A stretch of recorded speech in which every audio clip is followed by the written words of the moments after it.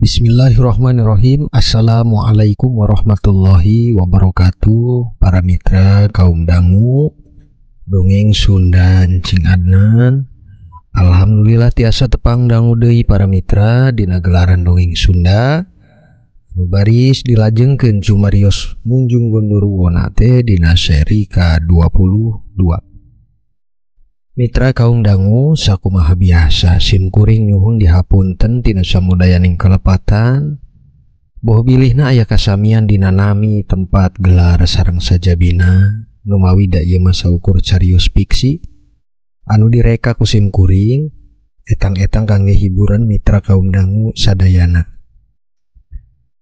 Yaku kituna supados tong nyangkolong teuing kana waktos mangga dangukeun deui wae kalajengan cumarios Munjung Gondoruo teh dina seri ka-22. Wilujeng ngadangukeun. Yu ah.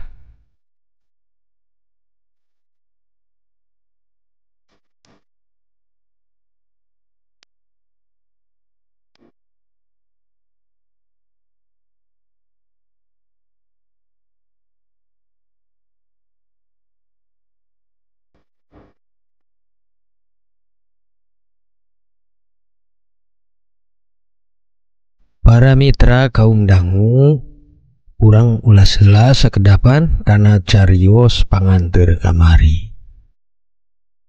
Ceuk bah ajo para mitra, harita sakedapan anjeunna teh cicing panuna ngareret ka Mang Wawan jeung Nyi Murni bari sakapeung mah udut teh diseusupna deui, haseupna buel-buel meledek dina hareupeunana. Nya kitu deui jeung Mang Wawan oge Nyi Murni. Terang harita yen Bah Ajo kongsi neuleuman kana elmu telu janten weh reuas hatena. Ku teu sangka sing horeng bapana teh kantos oge lebet janten jelema anu sasar dina neuleuman kana eta elmu. Astagfirullahaladzim. Geuningan abah dugi kadinya oge carios teh nya Bah. Nanging cobi lajengkeun Bah palai dugi katuntas ieu kuring ngadangukeun carios abah teh. Ceuk Mang Wawan para mitra. Sanaos kitu anjeunna ge panasaran pisan palai terang sageumleungna ngeunaan carita kapungkur riwayat Bah Ajo. Aya singet nama harita kimarim jeung Ni Cayem teh tuntas kawaleskeun ku abah teh wa kantun katurunanana anu harita masih keneh hirup. Ari Kimarim jeung Ni Cayem boga putra teh pandua. Nu kahiji geus dijadikeun wadal janten nu hirup teh kantun anak bontotna.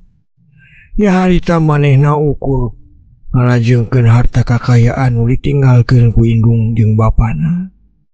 Nanging Yohan maneh oge kedah terang dugi ayeuna nu terang maotna Ni Cayem jeung Kimarim teh alatan diteluh ku abah. Eta ukur maneh jeung Murni sareng jenat indung maneh hungkul. Ceuk Bah Ajo, kiwari dina akhir caritana mah dendem teh geus kawaleskeun ka Ni Cayem jeung Kimadrim anu kungsi ngajadikeun jenat bapana teh janten maot ku cara fitnahna ti Kimadrim jeung Ni Cayem para mitra. Sumuhun Bah, pasti ku abdi jeung Murni ge bakal dijagi rusia hideung ieu mah nya Mur. Awas ulah polos teuing wawantunan cumarita ka batur saha wae Mur. Ceuk Mang Wawan, harita ge bari ngemutan ka Nyi Murni supados jempe dina ngajagi eta rusiah para mitra. Sumuhun atuh Kang, da Murni ge atuh terang Kang, nya Murni bakal wawantunan keur carita komo ka batur Kang. Tembalna Nyi Murni, harita anjeunna ge istuni ngajagi pisan dina hal perkawis eta rusiah nu moal bakal diobrolkeun ka saha wae jelemana para mitra. Janten Bah nugi katurunan Ni Cayem jeung Kimadrim teh nah kiwari masih hirup keneh Bah. Taros Mang Wawan, anjeunna da palai terang oge kana kalajengan carios harita para mitra. Iya balik carita ka maneh Wan. Harita jarak sababaraha taun Ni Cayem jeung Kimadrim teh ngantunkeun. Anakna teh beuki poe beuki balangsak. Dunyana milikna anu sakitu gede siga karorot we ku musibah-musibah. Panginten dangaran dunya kotor nu ngalakonana eta ge geus eueuh mah moal nya kateruskeun sanajan kuturunanana. Janten dugi ka maotna eta anak Kimadrim teh kalah ka mawa nasib sangsara. Jeung maneh oge kudu nyaho nu mawi di dieu teh aya sangkut pautna antawis si Gaha jeung Kimadrim oge Nicayem.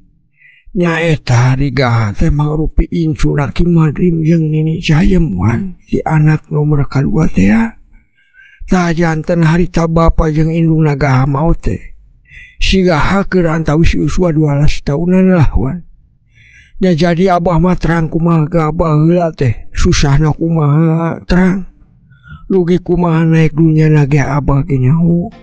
Nu mawi hari ditetenan siga-siga mah Gaha teh moal jauh sapertos akin ninina eta teh wan. Ceuk Bah Ajo lajeng cariosna dugi ka anak incu Kimadrim jeung Nicayem nya harita teh manggaha para mitra. Geuningan abah dugi ka terang sadaya bah. Janten dupina dugi ayeuna abah teh masih gaduh dendem keneh ka anak incu Kimadrim teh bah kalebet ka manggaha.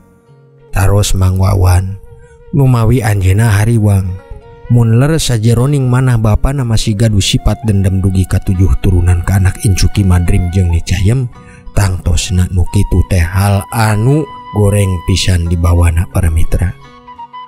Henteu wan kangge abah dina geus eueuna Kimadrim jeung Nicayem ge geus longsong teu ngipuk dendem deui nu mawi da anak incuna mah teu nyaho-nyaho jeung teu salah. Sidik nu salah mah da indung bapana ngan ari abah curiga ka Gaha da salaresna di antawis ciciren anu munjung teh abah terang pisan atuh wan. Tembalna Bah Ajo para mitra. Lajeng Mang Wawan ge ku naroskeun deui nyaeta ku ngalelekan ciri naon anu dikanyahokeun ku Bah Ajo ngeunaan manggaha dumeh lamun leres manggaha teh munjung. Rupi ciri naon anu ku abah terang yen sidik ngajurus pisan yen manggaha teh munjung bah? Taros Mang Wawan nyimurni oge ngaregepan teras kana kocap tembal Bah Ajo jeung Mang Wawan harita para mitra. Wan, abah da geus nyaho kumaha kawit kapungkur eta kininina Gaha. Abah da nyaksi oge kumaha kapungkurna hirup Gaha teh dumeh bapa indungna ge jelas sangsara ngaleuwihan abah jeung indung maneh wan baheula. Saprakna ditinggal ku Nicayem jeung Kimadrim. Oge kumaha ngawitanana dina nalikana munjuk ka dunyaanana eta Gaha teh. Panginten batur mah teu bakal terang nanging abah mah sidik yakin hate teh teu bisa dibohongan. Yanten abah ukur nyirenan tina cara robah kanasiban hungkul ngayakinan manggaha teh munjung dumeh dikaitkeun oge ka kininina bah. Samentawis ieu panginten kituan nangis jeung percanten we ka abah yen Gaha teh munjung. Jeung oge wan abah bade ngakuar baheula ieu nya ngeunaan teluh teh wan. Kumaha maksudna bah ngaguar ilmu teluh teh? Nah maksud abah bade nurunkeun eta ilmu ka abdi bah? Amit-amit jabang bayi wan. Sing cekap lampah salah teh dina bareto wae. Ulah dugi ka payuna kedah deui dilakonan ku abah jeung anak incu atuh. Alhamdulillah pami kitu. Janten leres Kang, abah teh leres pisan tobat. Nanging panginten maksud abah teh ukur bade mere terang hungkul ngeunaan ilmu teluh teh langkungna kumaha jeung panginten aya caritaeun nu manfaat pikeun urang sadaya dina nganyahokeunana Kang. Tembal Nyi Murni. Nu harita ngiring kocap nu ngarahkeun maksud Bah Ajo dina kocapna harita para mitra. Sumuhun Mur, maneh teu salah dina kocap ieu. Istuning abah saukur bade masihan terang ka Wawan khususna jeung ka Murni. Salaresna ari teluh teh aya sababaraha tingkatan anu pangluhur-luhurna dina eta ilmu teluh teh disebatna nya ilmu nyirit kunti wan. Amit-amit jabang bayi lah ulah dugi kaluargi urang sawae ge beunang ku teluh nyirit kunti mah wan. Ceuk Bah Ajo kiwari manehna medarkeun ilmu nyirit kunti anu tangtosna kiwari eta ilmu teh digeugeuh ku Nyi Santika salaku pamajikan manggaha sorangan para mitra. Dupi kumaha ari ilmu nyirit kunti teh bah? Janten wan ari ilmu nyirit kunti teh mangrupi ilmu telu anu tingkat luhur. Oge kasebat ilmu luhung eta teh. Teu samanea jelema anu ngageugeuhna oge. Sabab mun eta jelema teh maut nanging teu bisa nyampurnakeun kalayan nurunkeun eta ilmuna ka batur. Tangtos mautna bakal marakayangan. Menta tulung keur disampurnakeun. Kalayan naon bah menta disampurnakeun anak? Nya eta wan, kalayan nyuhunkeun supados dipangcokotkeun tumbal ka jelema anu geus diarahna. Bisa janten dina nalikana manehna geus nurunkeun ilmu ka batur nanging nu diturunkeun teh codeka kalayan teu merekeun tumbal anu dijanjianana. Teras anu nurunkeun teh maut. Kunaon wae eta mah sebab mautna. Salagi tumbalna nu diarah can ka alapatina, manehna teh bakal saterasna marakayangan. Kitu deui keur nu diturunkeun. Nasib kapayuna ge tangtos bakal sami mun manehna maot tacan bisa nurunkeun eta ilmu ka batur. Sedengkeun eta ilmu wajib diturunkeun ka batur lain keur katurunan manehna eta teh wan. Kocapna bah Ajo, anjeunna memang kantos neuleuman kana ilmu teluh teh janten sidik nyaho. Kana babagan ngeunaan ilmu teluh boh kana tingkatanana jeung sagala resiko keur nu ngamilikanana kana eta ilmu para mitra. Astagfirullahaladzim, sanget jeung banget kitu eta ilmu teh atuh bah. Boh resiko jeung sajabina naon kaluwihanana eta ilmu teh bah salianti saukur dipake keur nelasan jalma ku cara teluh teh. Taros Mang Wawan dupi daharita kapalang nyaho janten palai tuntas dina keur nganyahokeunana hal ihwal nu dijelaskeun ku bapana harita oge para mitra. Ya salian bisa nelasan nyawa batur teh wan. Eta ilmu bisa keur ngarobih wujud jelema. Antawisna wujud jelema teh goreng bisa janten hade malihan langkung hade pisan ti jelma-jelma umumna eta teh wan. Pami kitu manfaatna mah gede oge nya bah eta ilmu teh. Ulah salawan, justru nu dirobih wujudna estuning eta teh mangrupi jalma anu diturunkeun ilmu nyirit kunci hungkul. Supados ngaleuwitkeun tapak ka batur-batur istuning manehna teh janten jalma sejen nu teu diwawuhan ku nu sanesna. Jeung sami mun eta jalma geus dirobih tangtosna eta jalma boga kawajiban keur numbalkeun batur nu dideudeuhna eta teh. Nya boa eta masalaki boa anak atanapi pamajikan. Ya tapi kan syarat nyampurnakeun kanu merekeun ilmuna. Ya Allah, astagfirullah, di palebadi ku abdi didangukeun geuning hawatos pisan bah ka jalma nu boga ilmu. Nyaeta nu boga ilmu eta. Nah dugi kiwari masih aya bah eta nu ngageugeuh ilmu kitu teh. Amin, can masih aya wan. Siapa moalnya ilmu bisa udar sagampangna sapertos dina ilmu nu ku Abah kongsi milikan. Nu mawi nyirit kunci lain ilmu nu gampang dilebur sapertos ilmu biasana. Ngangeusanana ukur kudu bisa dipastikeun nu ngageugeuhna kedah maut ku tumbalna sorangan. Maksudna kumaha bah? Ya maksudna kieu, mun maneh nu dipideudeuh teh murni upamina yang murni teh nu dituju keur tumbal maneh dina meuli eta ilmu. Janten eta maneh teh kudu paeh ku leungeun murni sorangan. Boa murnina teh nolak ditumbalkeun lajeng maneh teh dinelasan ku murni. Ku peso ku golok da kunaon gitulah. Sanes murni nelasan abahnya anu nurunkeunana gitu. Nu mawi da tumbal teh nuntut kasampurnaan keur nu diturunkeunana. Kumaha upami kala abah anu dinelasanana bah ku murni teh? Taros Nyi Murni palai oge terang dina cara Bah Ajo ngajelaskeun perkawis eta nyaeta ilmu nyirit kunti teh para mitra. Nya santosna abah ukur marakayangan. Sabab ngarasa janji Wawan teh acan kasampurnakeun. Ta marakayangan abah teh palai Wawan teh geura bisa nyampurnakeun janjina kalian nelasan Murni. Ya tapi kan dijadikeun tumbal kasampurnaan dina nuntut eta ilmu kitu Mur. Ya Allah, sangat pisan ieu carita teh Bah. Jeung hartosna kedah wajib pangintennya ngaran tumbal dina hal ieu teh nya Bah.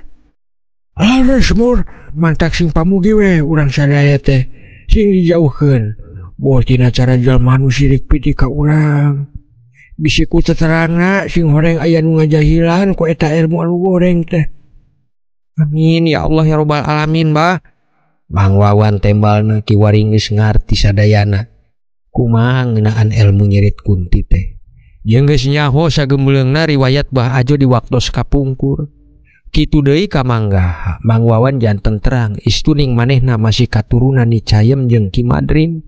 Nu baheula kungsi mitnah ka akina dugi ka perlaya kalawan katelengesan jelma nu dihasud ku Ki Madrim jeung ni Cayem baheula para mitra.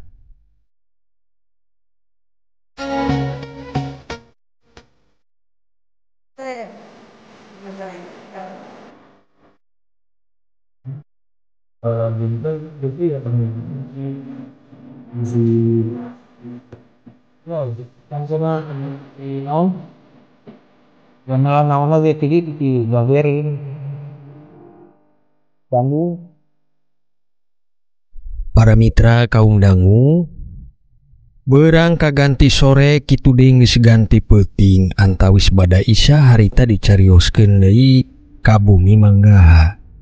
Di mana ayeuna teh nuju tahlilan dina wengi kadua para mitra. Jelma ge gimbung pada ngahadiran tahlil harita, kantenan da seseueurna mangarah berkat jeung jaburan atanapi besek anu disayogikeun ku sohibul bait. Dugi harita teh dikawitan jeung dipimpin ku Pak Ustad Rohim, diturutan ku nu haladir dina maoskeun tahlil jeung dugi ka panutup doa. Nanging para mitra, tahlil nembe teh rengsa ari pek rame di luaran, ngabudah ku sasah ayana peda harita ningal pocongan di Marsiti keur nangtung di buruan. Hei buhan itu aya pocong. Nya atuh jelma teh sidik nyaksi pocong teh pek ngaleungit deui, siga jeung siga mere totonden ka wargi sejena yen istuning maot ni Marsiti teh janten marakayangan. Teu lami sasah deui anu dibeh guritan para mitra. Nya kaum ibu anu keur ngurusan di hawu ge sami ku ngabudah sasah ngabrit di tembongan oge ku ayana pocong di Marsiti harita. Nanging teu lami lep deui ngaleungit. Janten harita nu satadina hidmat keur ngiring tahlil teh janten pada baralik bakating sieun geus lain ceuk batur deui dahanas nyaksi ni Marsiti teh marakayangan. Astagfirullahaladzim, buat naga janten kieu ieu teh Manggaha. Lu pisi jelas teh marakayangan kitu Mang. Tarosna harita Ustad Rohim nu oge kantos nyaksi ku ayana jenat ni Marsiti nu nembongan. Ya duka pugu Pak Ustad. Di kamari saur anu melekan ge. Da jenat teh nembongan saurna mah. Kumaha ye carana Pak Ustad supados tong janten fitnah pikeun kaluargi teh. Kantenan da bodo kuring pasti manehna sedih rumah sajada omongan batur gume jenat inggung marakayangan. Cobi Pak Ustad Rohim sing dibantos atulah supados ulah dugi ka marakayangan kitu Pak Ustad. Da karunya oge ka keluarga anu ditinggalkeunana. Tembal oge Mang Wawan anu kalarsan harita kantun manehna jeung Ustad Rohim hungkul di Imah Manggaha teh para mitra. Da wargi sejena mah geus ngabrit balik bakating sieun ku nempo pocong di Marsiti nu sakapeung nembongan. Ya urang duakeun we atuh sing pamugi jenat teh sing anteng geus di alamna ulah dugi ka marakayangan sabab da geus lain kuduna marakayangan kitu. Ustad Rohim harita ngadua, lajeng wae ngiteran sakuriling Imah Manggaha niat nyinglarkeun maksad nama. Nya harita mah aya kurepna teu nembongan deui sejenna teh para mitra, boa kanu sejen atawa di Imah Manggaha sorangan. Sanaos dina hate Manggaha madang geus deg yakin ayana istuning ni Marsiti teh marakayangan sabab dinelasan ku manehna jeung pamajikanana. Teu lami harita Ustad Rohim ge balik. Kitu deui ka Mang Wawan sami balik kalawan mantun berkat tahlil nu langkung ti dua besekan dumeh numpuk da jalma teh kaburu bubar. Nyaeta sateu acana rengse harita peda kasieun teh ku cara marakayanganana ni Marsiti. Mitra kaum dangu carita ge dilajeng ka peutingna. Harita Manggaha keur duaan we jeung Nyi Santi kadinggon. Teu Manggaha teu istrina hatena boga kamelang. Sok bakal kapanggih cara manehna nu geus nelasan ka ni Marsiti. Dumehna dan ni Marsiti teh marakayangan teh ya para mitra. Upi kumaha ye Nyi? Geus lain sakali dua kali geuningan si jenat teh nembungan ka batur-batur. Untungna wae teu acan aya jelema anu terangeun. Nyaeta ngadengekeun cara marakayanganna si jenat ku carita ngeunaan urang dua anu geus nelasan manehna. Ocapna manggaha di beuting harita duanana keur ngomongkeun ka jenat ni Marsiti. Ujang akang atuh Kang, ari rasa kamelang mah nya sami. Kan tenan ku cara ning nembongan kitu. Teuing kumaha keur isuk engke teh Santi nya diwarahkeunana pikeun rumasa kana rasana langsa teh. Ya eta mah kedasa bisa-bisa nyai we bungan sada bal-bal dieu mah atuh ni. Dume akang bisa ngabekap si jenat ngangge bantal pan pangaruh ti nyai oge eta teh. Nah apalebah dia jol wae pek akang teh. Sapertos nyalahkeun ka Santi atuh. Hanas pan akang teh terang kieu teh Santi teh nyalametkeun akang. Nyaah ka akang dedeh ka akang. Ya tapi ari jadina kalah riweuh kieu mah atuh. Nyalain salamet ku samet geus dinelasan hungkul atuh ni. Kalah ka marakayangan janten hawatos rusia urang duaan teh kabuka atuh. Tembal manggaha kiwari memang ku ayana marakayanganana si jenat teh dihenteu-henteu oge da kantena nimbulkeun kamelang. Dumeh panyangka tadina ku cekap dinelasan manehna bisa salamet nanging kalah ka janten ka papanjangan kitu para mitra. Ya Santi ge bingung Kang ari geus kieu mah nu mawi da numutkeun aturan awal masugan teh moal bakal janten kieu. Ceuk Nyi Santika narima manehna ge dina hal ieu ngarasa kaduhung. Dumeh ku ayana si jenat marakayangan teh teu lami keur gunem catur ari pek panto kamar teh digedor ti luar para mitra. Dug. Saha nyi? Teuing Kang nu mawi suganti Gunung Julung Kang kan tenan pan akang teh teu acan nyiar pakaya deui tos kirang langkungna 2 mingguan ayeuna. Dug. Sada panto digedug deui harita ti luar. Beut manggaha jeung Nyi Santika ge boga rasa pacampur keung jeung panasaran para mitra. Tara biasa mun ti Gunung Julung dugi ka kieu nyi. Ayo atuh cobi urang buka duaan we nyi. Ya hayu Kang. Lajeng kumanggaha jeung Nyi Santika harita panto teh dibukana. Saprakna dibuka teu aya sasaha di pasemahan teh para mitra. Aneh, kutai sasaha nyi? Sumuhun Kang, hanas dugi lain sakali da ngegedor tehnya. Panto hareup jeung tukang ditulakan da itu. Moal kitu beurit eta teh Kang. Ceuk Nyi Santika terang da sadayana panto ge ditulakan rapat nanging kiwari nu ngagedog panto teh bet teu aya saprakna dibuka. Nya ku kituna duanana teh nutup panto deui keur lajeng kulem dipaturon para mitra. Geus si ulah dianggep lah urang sarewe ayuh. Ceuk manggaha nalika manehna nutup panto nggon teras malik ninggal ka paturon si horeng diranjang teh geus aya pocongan di Marsiti keur nangkarak sare diranjangna para mitra. Aduh, akang eta naon akang? Ni ulah ngaganggu ni, ditu indit ni. Santika, maneh geus sude ka kanini. Gara sebutkeun iraha salaki maneh bakal ditumbalkeun supados urang teu marakayangan deui. Nih, hampura nih, kan tenan nih kirang langkung 10 tahun deui nih pasti kanggah ditumbalkeun nih.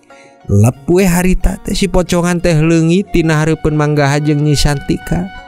Nu tos ngadangu cara Nyi Santika nu ngajangjian 10 tahun deui bade numbalkeun manggaha para mitra. Nya saparantos pasti harita geus taya deui gangguan ti si jenat manggaha janten naros ka istrina. Nah leres nyai teh kutega bakal ngawadalkeun akang 10 tahun deui. Moal mungkin akang. Tadi pan akang terang Santika nyuunkeun waktos teh 10 tahun deui. Di dieu maksad Santi mah kumaha carana 10 tahun teh da waktu anu panjang. Akang teh tangtosna kedah milari ka payuna jelema nu bisa nu pikeun nganggesan cara marakayanganna di Marsiti nu bade nagih tumbal Kang. Sabab moal mungkin Santi bakal mikeun atuh. Tembalna Nyi Santika manggaha ge singgetna mangertos. Istuning walaran Nyi Santika harita saukur pikeun ngamankeun hungkul keur ayeuna nu pamugi ku cara kitu di Marsiti moal deui marakayangan para mitra. Akang ngertos nyi. Nya akang geus satuju lah pami kitu mah. Nu mawi harapan ti danget ieu mah moal deui atuh jenna teh marakayangan da kantun ngantosan jangjina. Nyai wae pan. Mun geus wayahna painten kumaha carana urang neangan kanu ngarti.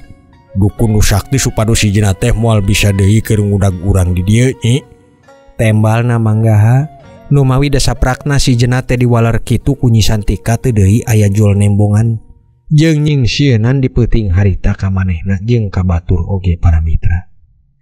Pen sakitu singgetna cumarios ngeunaan jenat ni Marsiti mah teu marakayangan dumehna da geus dijanggian ku Nyi Santika yen 10 tahun deui teh bakal dibikeun manggaha keur kasampurnaan wadal kana perjanjian antawis manehna jeung jenat ni Marsiti para mitra.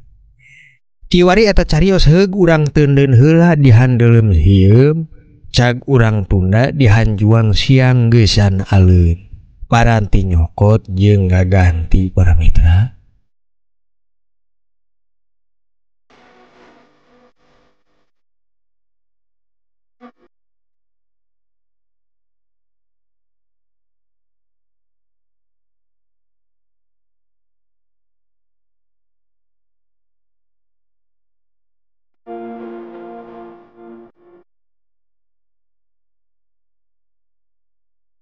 Para mitra kaum dangu, kahirupan jeung kahuripan geus ganti poe ka poe, minggon ka minggon dugi ka bulan malennya akhirna mang tahun-tahun. Singgetna kiwari 7 tahun teh geus kalangkung. Nyarioskeun Mang Wawan teh geus lain carita ku kiwari mah da janten jelema gedean. Harta boga pakaya aya pedah carana ku dikawitan ti kapungkur teh ngajualan lele weh nu dikengingkeun ti lauk ajaib teh. Manehna kasebatkeun sukses, sawah boga, kebun ge luas, kantenan empang mah da kaleresan imahna oge dibangun khusus di jerona teh aya balongan. Nu ngahaja eta teh keur neundeun eta lauk bodas ajaib nu ngahasilkeun kauntungan keur manehna. Nanging sanajan beunghar Mang Wawan teh jelmana berehan. Sodako jeung jariah tara medit keur dibagikeun. Saban sasih merekeun ka kaum duafa, budak yatim, pararangda, musafir jeung sajabina, kantenan manehna mah geus munggah haji oge. Janten kiwari disebatna ge lain Mang Wawan deui, katelahna teh kunami Haji Wawan para mitra. Dupi kumaha sih Kang Haji? Sapertos nu aya pikiraneun wae. Sore keneh teh geus balueung we sosoranganan. Taros Nyi Hajah Murni ka Mang Haji Wawan. Dumeh terang carogena kalah ka ngadaweung wae di kursi rohangan tengah para mitra. Nya kitu Nyi Haji, dupi akang teh asa kumahanya eta beas nu dibagikeun ku Mang Kosim teh kangge Mang Yayan saurna kalah ka ditolak atah-atah Nyi. Nu mawi kocapna teh anu teu geunaheun keur akang teh Nyi. Dupi ngomong naon sih? Eta na si Yayana teh Ji. Bah ajo tarosna harita ka Mang Haji Wawan.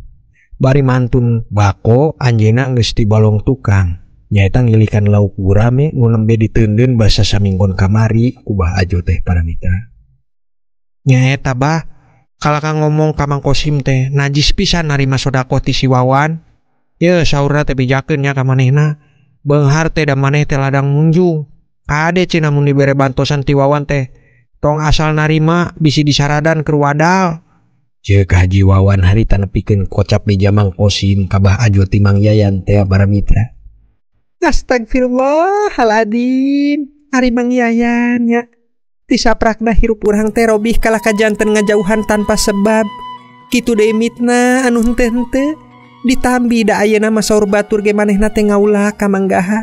Pan sidik atuh Kang Haji da kapungkur teh kumaha? Cariosna eta Mang Yayan teh ku banget sengit jeung geuleuhna ka manggaha teh. Tembal Nyi Haji Murni. Harita terang kitu janten ngarenghap oge da ngarasa teu tarima dibejakeun jelema munjung. Nu sidik bakal gede kamelang ka payuna keur anggepan jelema sejen ka kaluargina. Astagfirullah si Yayan. Panginten pedah ku syirik eta Yayan teh dugi ka teu disangka ka maneh dugi kitu Ji. Kantenan ayeuna mah ngaulah ka sigaha teh atuh. Janten pasti bakal nyen omongan anu henteu keur ngadukeun maneh jeung gaha ka payuna. Si Yayan teh disangka jelema teh boga panyakit hati anu moal bisa cager ari geus kitu mah atuh Ji. Tembal Bah Ajo harita ngiring prihatin ku terangna Mang Yayan teh banget jeung lalawora bibirna mun geus teu suka ka batur. Dumehna dicarioskeun kiwari teh Mang Yayan kalah geus akur jeung manggaha. Tisaprakna Mang Wawan beunghar jeung janten haji. Sabab manehna ngarasa aneh. Haji Wawan nu baheulana susah ngalabatan dirina gancang ku etangan 7 tahun wae bisa robih kahirupanana. Nu padahal mah Haji Wawan teh teu munjung sapertos cara fitnah nu digembor-gemborkeun ku Mang Yayan Kiwari ka batur-batur para mitra. Neng Nong para mitra, dongeng nak kabujeng Neng Nong nya insyaallah urang lajengkeun deui wae kana cumarios munjung Gondoruwona dina seri ke-23. Dina lalakon kaditu nate ieu teh ngalakonkeun Mang Wawan ye anu geus beunghar kumaha carios kalajenganana nya antosan wae nya para mitra. Sakitu panginten anu tiasa kapihatur dina ayeuna. Simkuring nyuhun dihapunten tina samudayaning kalepatan. Sapunyere pegat simpai paturai patepang deui. Wassalamualaikum warahmatullahi wabarakatuh.